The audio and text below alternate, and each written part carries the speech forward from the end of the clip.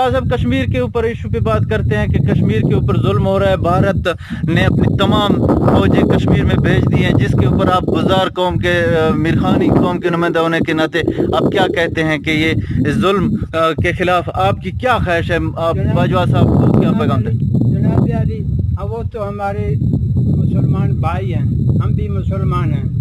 मुसलमान भाई अपने भाइयों के दुख को तकलीफ को बर्दाश्त नहीं कर सकता है।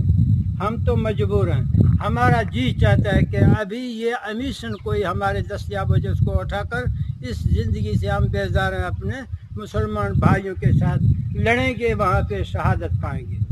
हम भी ये चाहते हैं। पाकिस्तान के हमारे बच्चे भी पाकिस्तान पाक आर्मी ड्यूटी दे रहे हैं। हम भी इंशाल्लाह पाकिस्तान की आर्मी के सिवा पाकिस्तान की आर्मी पे चढ़ जाए। खानी हमारे कबीले में जितने बंदे हैं, हमें अमीशन फराहम किया जाए, हमें रास्ता दिया जाए, ताकि हम आगे जाकर कश्मीर भाइयों के साथ देंगे, वहाँ पे लड़ेंगे, वहाँ शहादत पाएंगे।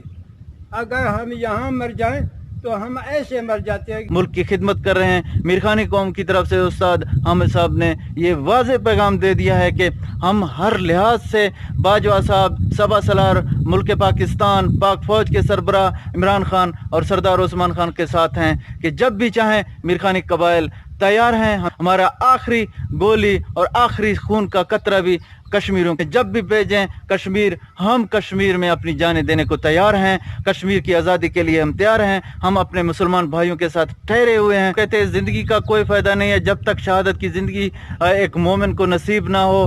हम बाजवा साहब से कहते हैं मीरखानी कौम का बच्चा बच्चा कट मरने के लिए तैयार है। जब भी चाहें आप हुक्म करें या हमें हथियार दें, हम कश्मीर में लड़ेंगे। चूँकि बलोच कबाइल का चाकर आज़म से ये तारीख है कि वो निशानाबाजी भी अच्छी तरीके से जानते हैं। उनको ये पहाड़ों का भी अपना रास्ता, इनके मजबूत हैं, जिस्म असाब भी मजबूत हैं, जंगी सूरत के लिए भी मजबूत हैं। इनके बच्चे भी पाक फौज में